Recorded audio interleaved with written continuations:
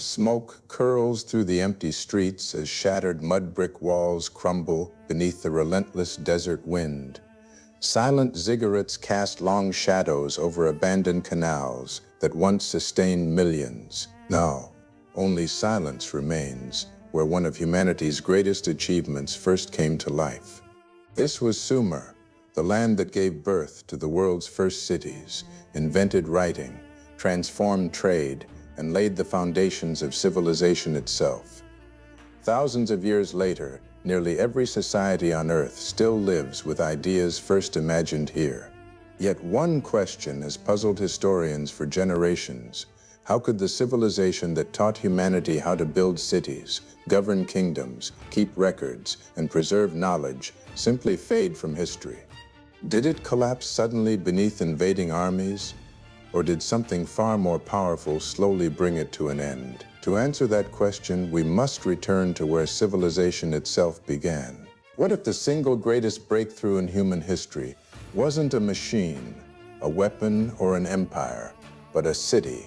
Long before Rome ruled the Mediterranean, before Egypt raised its greatest pyramids, and before the first Chinese dynasties emerged, an extraordinary civilization quietly transformed humanity forever.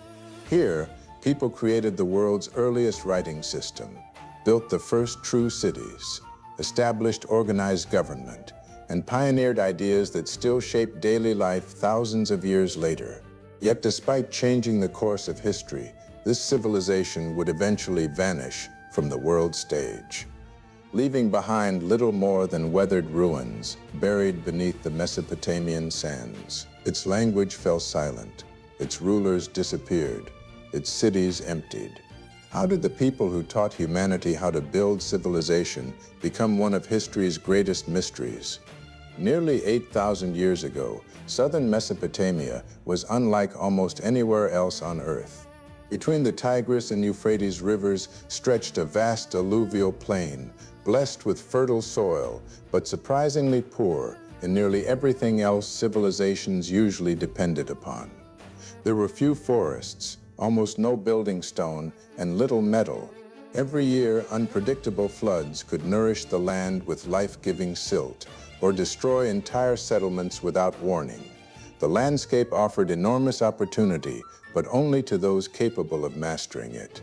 Around 6000 BC, farming communities associated with the Ubaid culture gradually spread across this challenging environment.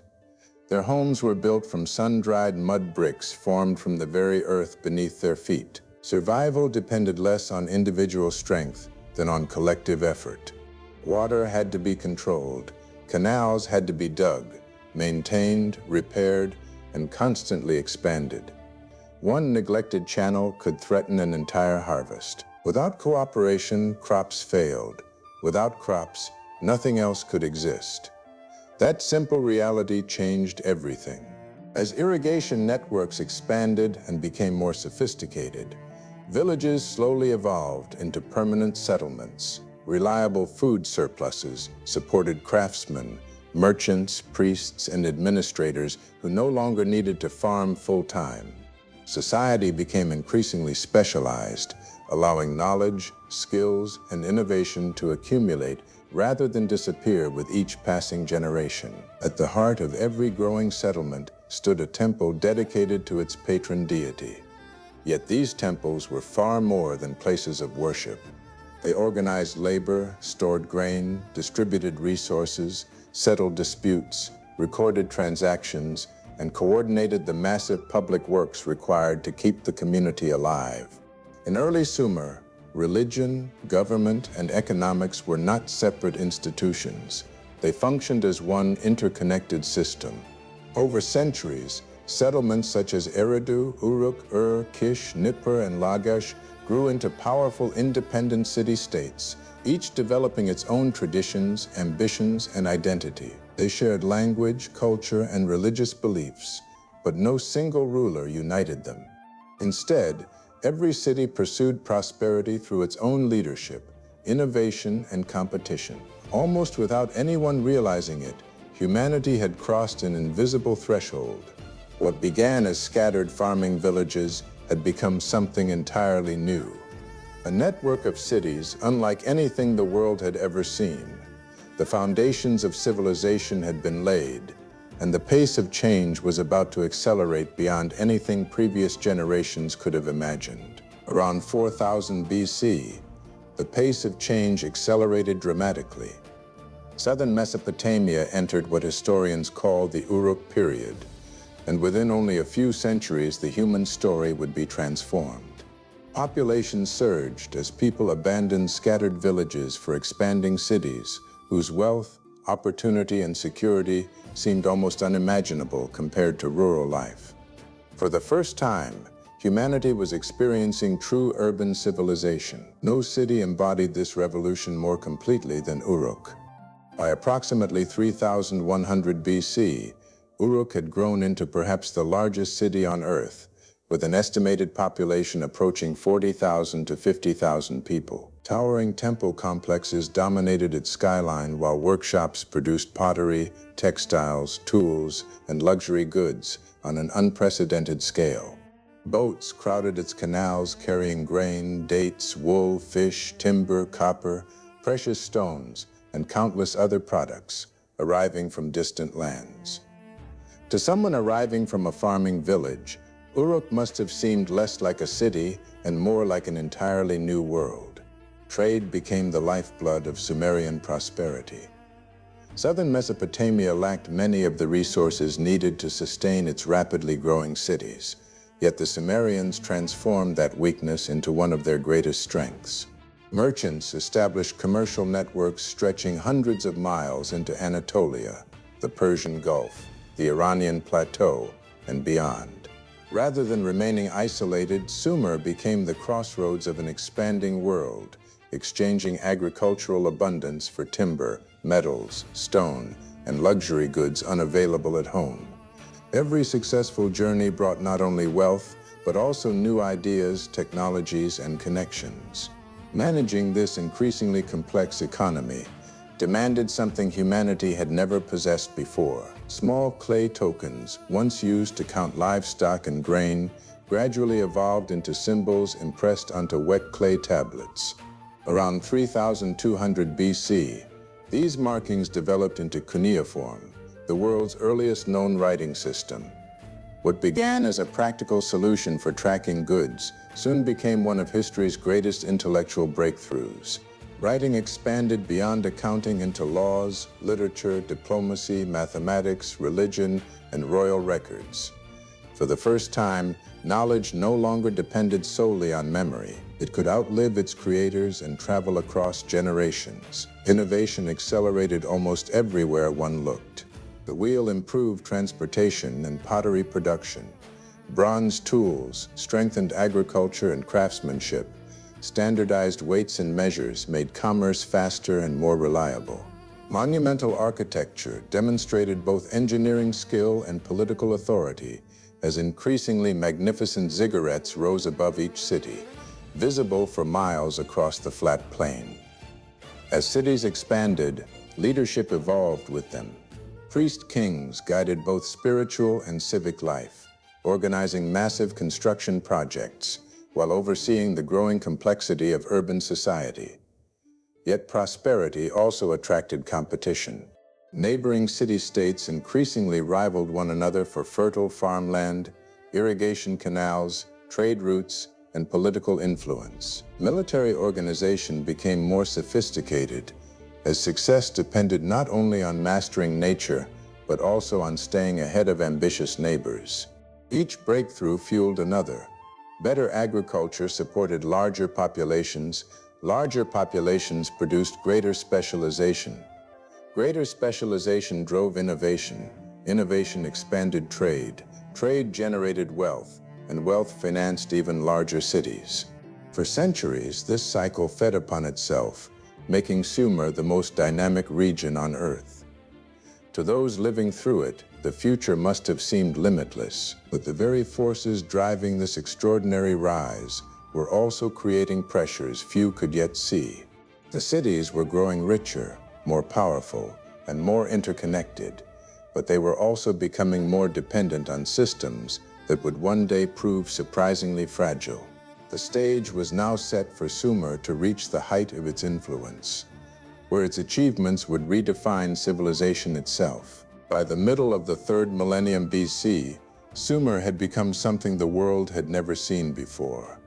A landscape of thriving cities whose influence reached far beyond the fertile plains of southern Mesopotamia. This was no longer simply a collection of farming settlements. It had become the beating heart of the world's first urban civilization, a place where ideas, goods, and ambition flowed as freely as the canals connecting one city to another. Every major city developed its own identity and strength.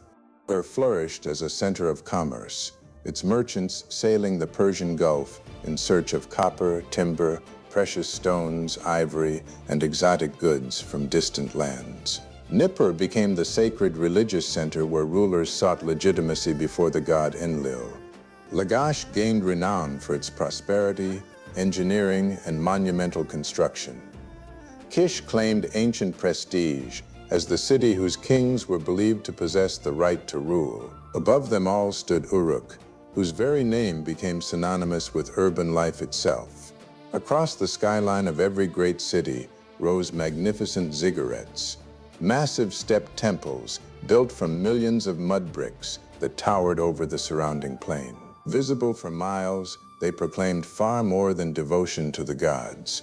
They announced wealth, organization, stability, power. To neighboring peoples, these monuments stood as unmistakable proof that something extraordinary had taken root in southern Mesopotamia. Yet Sumer's greatest achievements were not always the ones that dominated the skyline. Writing, originally developed to record grain and livestock, evolved into one of humanity's most powerful inventions. Scribes filled clay tablets with myths, royal inscriptions, diplomatic agreements, legal contracts, poetry, mathematics, astronomy, and administrative records. Stories such as the Epic of Gilgamesh explored friendship, mortality, and humanity's search for meaning thousands of years before many of history's greatest literary works were written. For the first time, human knowledge and experience no longer vanished with each generation. They could be preserved, studied, and expanded. Learning itself became an institution. Schools trained generations of scribes whose expertise kept governments functioning, trade moving, and knowledge growing. Mathematics advanced through a sophisticated base 60 numbering system that transformed surveying, engineering, astronomy, and commerce. More than 4,000 years later, every 60-minute hour and 60-second minute still quietly reflects ideas first developed in these ancient cities. Innovation reshaped everyday life as much as government. Bronze tools increased agricultural productivity. The plow allowed farmers to cultivate larger fields with greater efficiency. The potter's wheel revolutionized manufacturing. Standardized weights, measures, and administrative systems made large-scale commerce faster, fairer, and more predictable. What seems ordinary today was revolutionary then. Civilization itself was becoming increasingly organized, interconnected, and scalable. Success, however, attracted rivalry as surely as it attracted wealth. The same prosperity that enriched the cities also intensified competition between them. Rival city-states fielded disciplined armies, equipped with bronze weapons, organized formations, and increasingly sophisticated military tactics. Victorious rulers expanded their influence, fortified their cities, and commissioned monuments celebrating their triumphs. Leaders such as Eannatum of Lagash demonstrated that military success could reshape the political balance across southern Mesopotamia, while later rulers continued competing for prestige, territory, and dominance. To those living during this remarkable age, Sumer must have appeared unstoppable. Every generation inherited larger cities, greater wealth, and more sophisticated institutions than the one before it. Its innovations spread across neighboring lands. Its merchants connected distant civilizations. Its ideas shaped cultures far beyond Mesopotamia. Humanity had entered an entirely new age, and Sumer stood confidently at its center. But history often hides its greatest dangers beneath its greatest successes. While magnificent temples reached ever higher into the sky, rival ambitions were quietly growing below them. The civilization that had transformed the world was approaching the height of its greatness, and unknowingly moving closer to the forces that would begin pulling it apart. The same forces that fueled Sumer's greatness gradually became the source of its greatest vulnerability. For centuries, cooperation had transformed an unpredictable floodplain into the world's first urban civilization. But as the cities grew wealthier and more powerful, cooperation increasingly gave way to competition. Unlike the great empires that would follow, Sumer remained divided among fiercely independent city-states. Uruk, Lagash, Umma, Kish, and others shared the same language, religious traditions, and cultural identity. Yet each pursued its own ambitions. There was no permanent central authority capable of uniting them for long. The civilization that had pioneered organized society remained politically fragmented. At first, rivalry fueled innovation. Cities competed to build larger temples, expand trade, improve irrigation, and attract greater wealth. But competition gradually became confrontation. Disputes over fertile farmland and vital irrigation canals grew more frequent as populations expanded. In southern Mesopotamia, water was more than a resource. It was survival itself. Control of a single canal could determine whether one city prospered while another faced famine. Small border disputes slowly evolved into prolonged wars that consumed labor, wealth, and lives. Armies that might have defended the region increasingly marched against fellow Sumerians instead. Every victory carried a hidden cost. Victorious kings rarely united the region for long before alliances shifted and new conflicts erupted. Cities rebuilt defensive walls instead of expanding canals. Resources that had once funded innovation increasingly financed soldiers, fortifications, and campaigns against neighboring rivals. Every triumph proved temporary, while every war left the civilization just a little weaker than before. Nature quietly intensified the crisis. For generations, irrigation had transformed barren land into one of the most productive agricultural regions on Earth. Yet the same canals that created Sumer's prosperity also carried the seeds of a long-term problem. As irrigation water evaporated beneath the Mesopotamian sun, salt slowly accumulated in the soil. At first, the change was almost impossible to notice. Harvests declined gradually rather than suddenly. Farmers adapted by planting more salt-tolerant crops such as barley. But each solution bought only a little more time. With every passing generation, the land became slightly less productive than it had been before. Beyond the southern plains, new powers were quietly growing stronger. Semitic-speaking kingdoms to the north studied and adopted Sumerian administration, technology, military organization, and culture while building increasingly capable states of their own. What had once been neighboring societies were becoming ambitious rivals, strong enough not only to challenge Sumer, but eventually to surpass it. None of these developments seemed catastrophic on their own. A war could end. A poor harvest could be survived. A rival king could be defeated. A damaged canal could be repaired. Together, however, they formed a pattern few fully recognized. The civilization that had taught humanity the extraordinary power of cooperation was slowly becoming trapped by division, environmental strain, and growing political instability. The cracks had not yet brought the great cities down, but they were widening with every passing generation. By the time the danger became impossible to ignore, the balance that had sustained Sumer for nearly 2,000 years was already beginning to unravel. The first decisive blow came not from the deserts of southern Mesopotamia, but from the north. For generations, Sumer's greatest threat had come from rival city-states competing against one another. Now, a far more dangerous force appeared. one capable of accomplishing what no Sumerian ruler ever had. Around 2334 BC, Sargon of Akkad conquered the rival city-states and forged what is widely recognized as the world's first territorial empire, stretching from the Persian Gulf toward the Mediterranean. For the first time in its history, Sumer no longer ruled itself. Its cities remained prosperous. Its temples continued to function. Cuneiform was still written on clay tablets. Daily life did not suddenly disappear, but something fundamental had changed. The civilization that had invented the city-state now answered to an emperor. Yet this was not the end of Sumer. When the Akkadian Empire weakened after little more than a century, Sumerian culture experienced an extraordinary revival. During the third dynasty of Ur, beginning around 2112 BC under King Ur-Nammu, southern Mesopotamia entered what historians often call the Sumerian Renaissance.